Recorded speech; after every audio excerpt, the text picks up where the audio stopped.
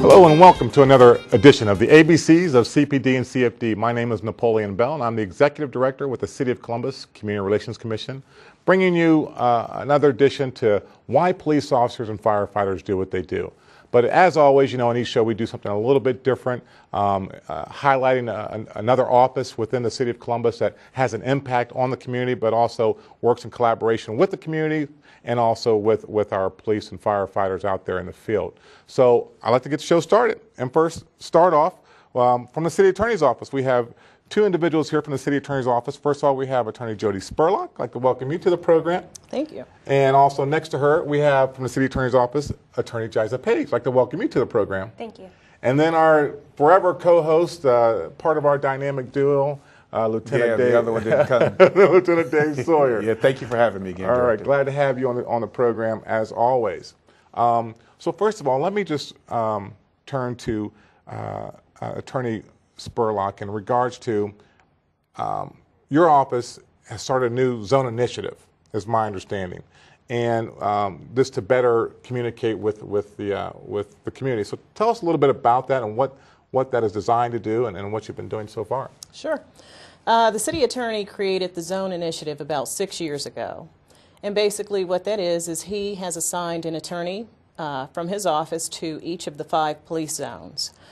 We have 4 different zone attorneys, and one of the zone attorneys, myself, is assigned to 2 of the 5 police zones.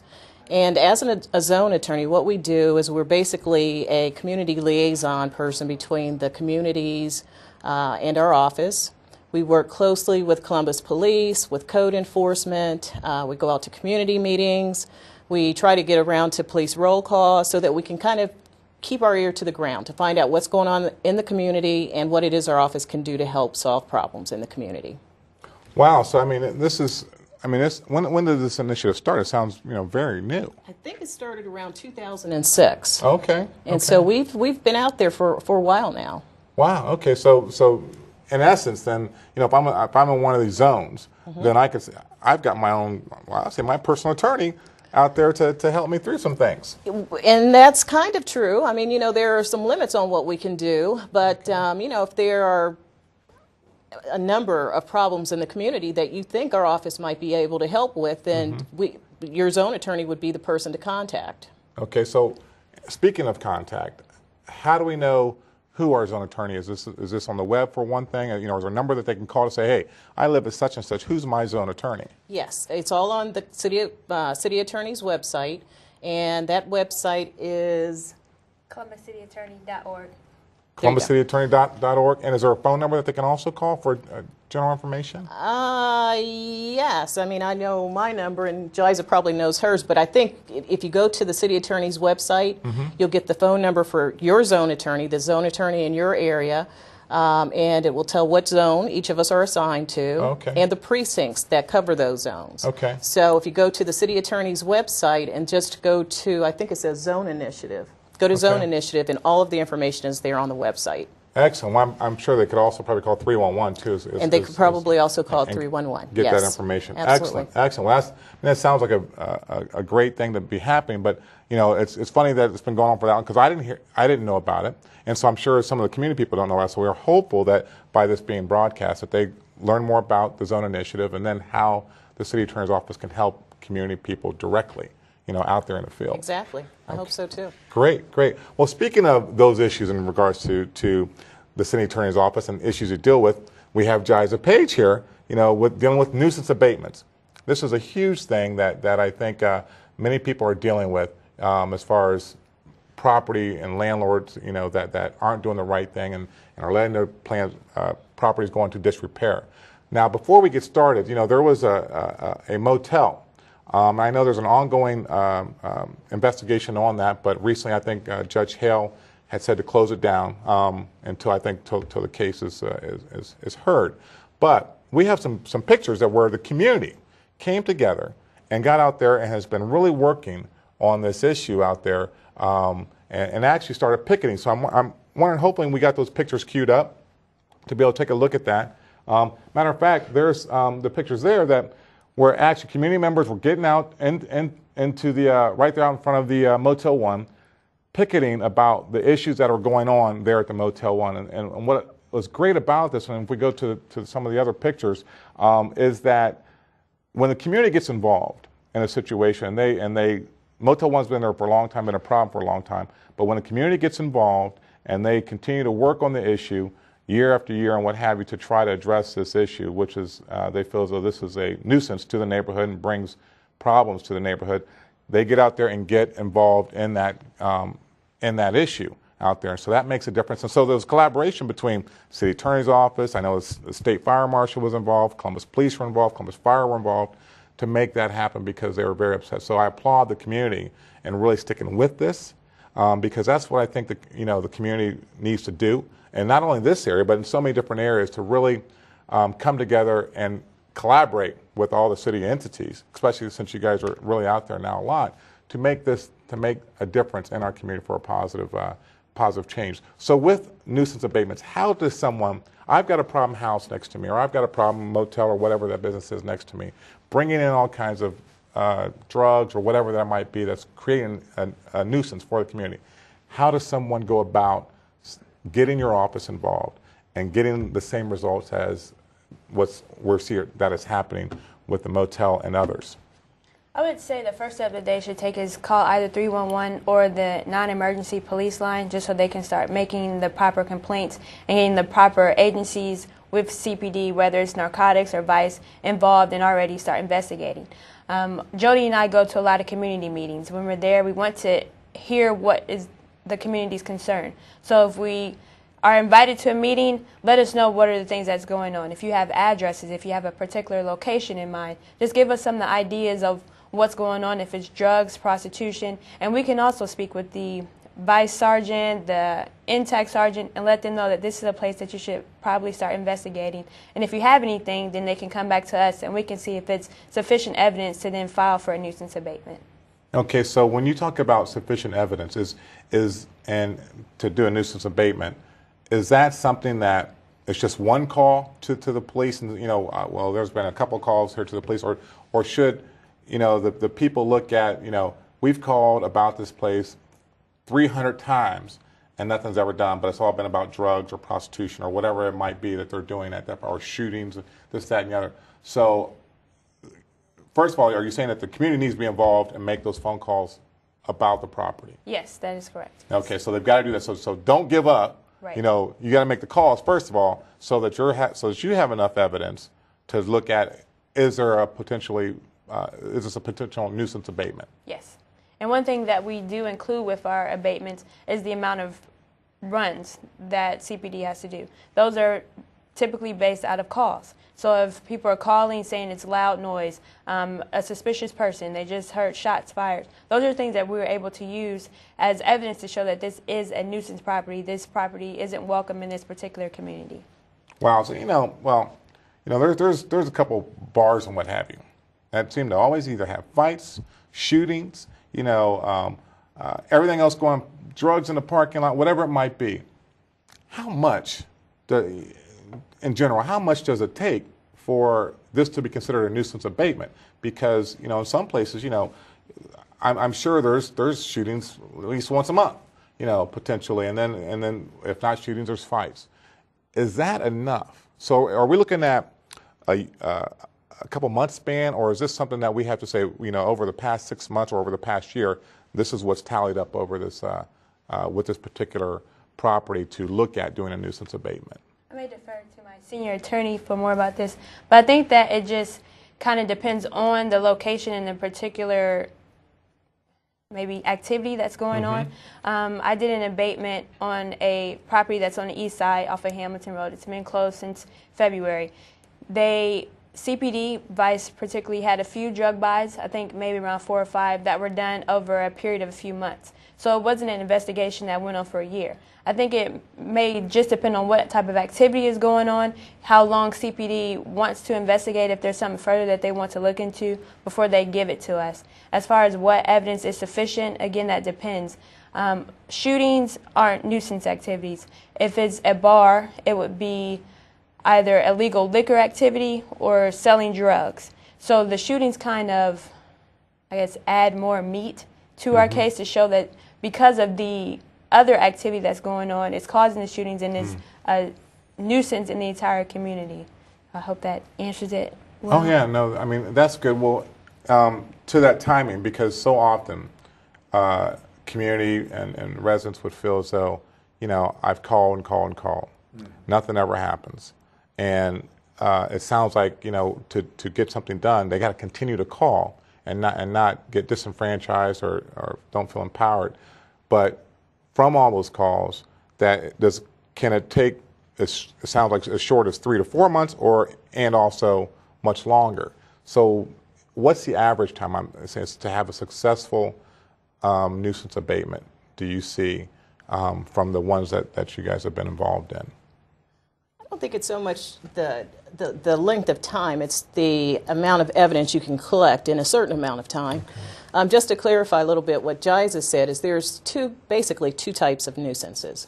There are statutory nuisances, which by law are nuisances. Those are pretty easy. Those are the things that she talked about, like drug dealing and violations of the liquor laws, prostitution. Those are statutory nuisances. And then there are common law nuisances. And these are nuisances that are not defined by law to be nuisances.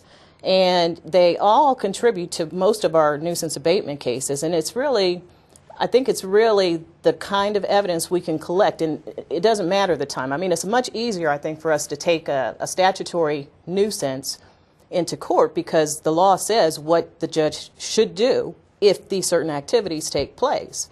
On the other hand, with the common law nuisances, it's not that clearly defined. So, you know, I don't think it's the length of time so much as it is, you know, the amount of time Columbus Police or whatever the investigating unit can dedicate to the investigation.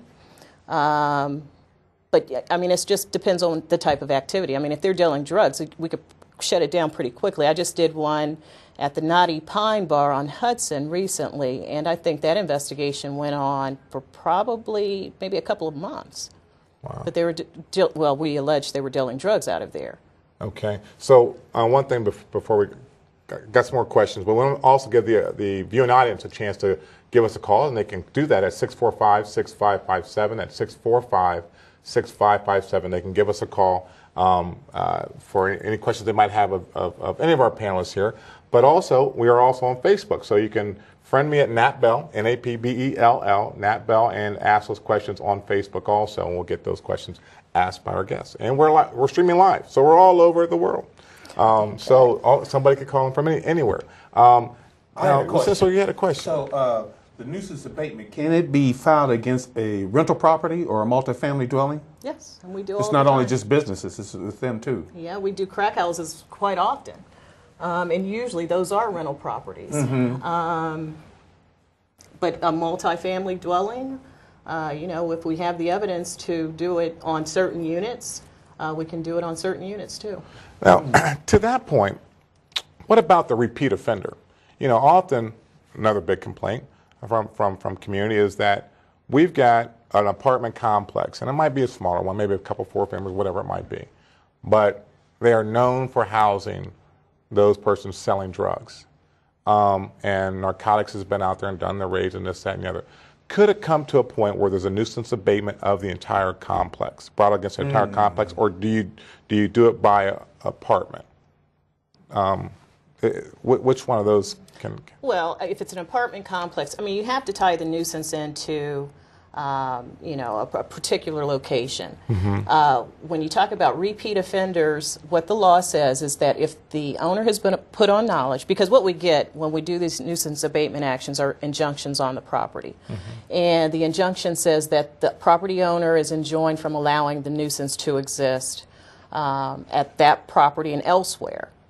And so and that puts the owner on notice. And what the law says is if the owner has notice and the nuisance persists, that we can go to the court and ask for a contempt of court and ask for a 1-year board up of the property. Oh, okay. So I'm just want to make sure I'm hearing you correct. Is that let's say the property has 10 units, right, and 3 of them are problems. Right. Okay, so you deal with those 3, but then they reoffend. The property owner reoffends, allows it to reoffend.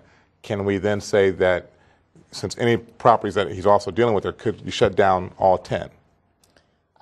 That's what our injunctions say. However, the courts say that injunctions have to be narrowly tailored. Okay. Okay. So, what we also put in our injunctions is that, if we're notified or Columbus Police finds that there's a nuisance being maintained in your property, we'll give you a 72-hour notice to get rid of the tenants. Because what the landlord-tenant law says is that a landlord has a duty to evict if he has reasonable suspicion that drug activity is going on. And it also says that a search warrant being executed at a particular property is prima facie evidence that it's been going on. So if there's been a search warrant executed, theoretically, a landlord can take that to eviction court and say, look, Judge, this is why I'm evicting my tenants, is because this search warrant for drug activity has been going on. But if that owner says, I don't care, I'm getting my $575 a month, and continues to allow them in there because he wants to get his check. Then he risks... Or $575 a week. Yeah. And then he risks a 1-year board up of his property. Okay. Well, because that's really good to know, because I know that a lot of residents out there are troubled by this, and they're saying that I can't do anything about it. And then there's been those narcotics has gone there and done the raids and this, that, and the other, but yet there's still the same problem with that property. And so, like you're saying, if the property owner doesn't get them out of there, then we should we're advising the surrounding residents to get a hold of you guys out there. Assuming there's been a nuisance abatement action done on the property. Because just because narcotics executes a search warrant doesn't mean our office has gotten involved. Okay. Narcotics has to get us involved so that we can get an injunction on the property, and then all of those other things would apply. Okay. But Director, I think that's even a challenge, it sounds like to me. So just imagine if I was a drug dealer living in one of those motels in the city or an apartment and I'm evicted, but my buddy moves in. Does that start it all over again? No. So, because he's a totally different person. The injunction is permanent on the property for that person, any successors in interest in title, any subsequent activity. Yeah. And I also put in my injunctions that, the owner, because what the owners a lot of times don't do are record checks, background checks. Right. That's because when they tell me who their tenant is, I'll just do a, preliminary background check, and I'll see that the guy has been charged with some sort of drug offense in the past. So I put that in my injunctions that you are going to do background checks on your tenants. Okay. Now, that doesn't catch everything, but, it might catch something. Right. So, and you said there's 6 zones? There are 5 police zones. As far as the ones for the zone initiative, so you go by police zones? Yeah, we go by police zones. And so one city attorney for each one? So we probably need 15 more city attorneys to really saturate the area. Yeah, well. Because there's some areas that I think are, a lot busier than other sides of town, in which could require some more assistance. But we appreciate the job that you're doing out there, because it does make a difference. And when I think that when we collaborate, with all the different city departments, but also especially with the community on making these things happen. They're the community is the cog that really makes this turn. Yeah, they're the driving force, and I'm glad you raised that point. But they really drive a lot of the nuisance abatement actions. It's because of their calls about drug houses that gets narcotics involved. It's because of their complaints about problem liquor establishments or motels that, gets other people involved. So they're the driving force behind a lot of these things. Wow. Okay. Definitely. Well, Jiza, have we missed anything with the nuisance abatements? Let me ask you this. With doing nuisance abatements, what's been, I think, looking back over the time that you've been working on these things, what do you see as your biggest success or successful nuisance abatement that, you know, maybe you thought, wow, there's no way this is going to happen, but maybe there was one that really sticks out in your mind? Can you think of anything? Not particularly. I think I've done maybe 4 or 5 so far. And I mean, I actually think all of them are successes because all of them have activity that is harmful to the neighborhood that they're located in. I've done a few liquor establishments, also a few crack houses, and I think that anytime that we're able to either get them boarded up for an amount of time and get those tenants out, if it's a tenant who's doing the activity, that is a success. Okay, great. Well, appreciate everything that you guys are doing. Now, I got to go back to Lieutenant Sawyer because, you know, as always, and, you know, with every program that we do, we ask questions that have come in through the internet and on Facebook and what have you. So I've got to ask this question. I think we've asked this one before, but it still came in. And this is from Joy. She states, why do fire engines respond to medical emergencies? That's a great question. That program started probably about 1995. We went to a dual system, an ACLS system. We used to have just a BLS system where just the medic was a basic EMT that responded, treated mostly like first aid injuries, and then a second unit would come in, which was called an ALS unit. A medic unit would come in for the major medical emergencies. Well, we developed a system to go to the dual system, as I'm speaking of, the engine and the medic to come to runs, because we were able to respond to throughout the city in less than 5 minutes. So what that meant is every firehouse now has an engine that is an ALS and a medic unit that is ALS. And I thank the city for allowing us to do that because we are able to, for heart attacks and strokes and things like that, we are able to treat that individual in a very initial time and get them to the hospital and transport it. So that's what that happens, why that happens. And also because of the resources. During a major medical emergencies, we're going to need a lot more crew members to handle that life and death situation. So that's why that happens. Okay. So you can imagine if the medic was, there are a lot of our medics that are very busy. Almost every firehouse now, every medic unit is having 20 runs a day or more, which means they're someplace out. And in that geographical area, you may call for a heart attack right around the corner. Well, now the fire truck can get to you just as with the same amount of treatment that a medic unit can. Well, so does a firefighter, or does like in the case of a fire, and a fire, with the fire, does the medic also go out to fire? Oh yeah. Oh so yeah. Everybody goes on to all the fire. calls. There's always a truck and a medic. On all the emergency runs, you know, there are on all medical emergency runs. There is always a engine and a medic. On fire runs, yes, usually everyone goes. And then there's different other type of runs that we have, service runs or what we call personal assist runs or something that just the engine or the ladder may go. Okay. Okay, so the medic doesn't go on every run. So on the personal assist runs, is that something that they go lights and siren with, or is that just Yes, something? that is a lights and siren run. Okay. So pretty much everyone, anytime you see one come out and they're going on a run, they're lights and siren. No? Okay. On a service run, we don't always respond on lights and siren. Okay. You know, it's during an emergency. Okay. Only during an emergency. Okay. Well, one other question that came in from Tom says, why do I have to dial 911? If I call the fire station direct, wouldn't it save time? No, it wouldn't. Tom, you're not sure what's going on there. No, it wasn't. Okay. It goes into a system, a database system and then it's easier to dispatch. During the major medical calls or major emergency calls, it pops up on the database and it's almost triage calls because we have like a service run that may be in the same neighborhood versus that major emergency. So calling 911 will get you a quicker response, plus they can trace the call. You call the fire station, if you hang up, okay, we lose the call and we don't know where you're at. Ah, okay.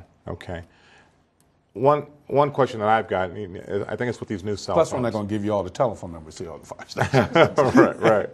Well, there's a question that I have in regards to the new phones. Okay. And the new phones, the new smartphones, they have those 911 locators.